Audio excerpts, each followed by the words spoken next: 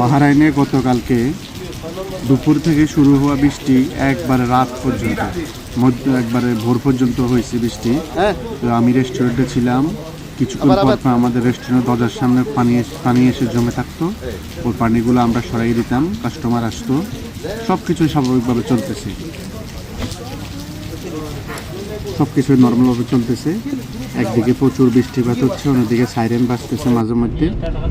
তো ডিউটি শেষ, আমরা রুমের দিকে যাইতেছি, দেখেন রাস্তাঘাটের অবস্থা, প্রচুর পানি। এটা হচ্ছে আম্মুয়াজের রান্দাবোট।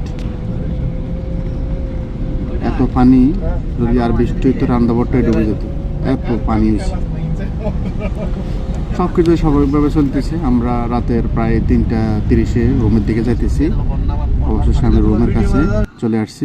অবস্থা মাথার মধ্যে বলে দিন দেখি বৃষ্টি হইতে আছে, প্রচুর বৃষ্টি। ধন্যবাদ। সব কিছু স্বাভাবিকভাবে চলতেছে।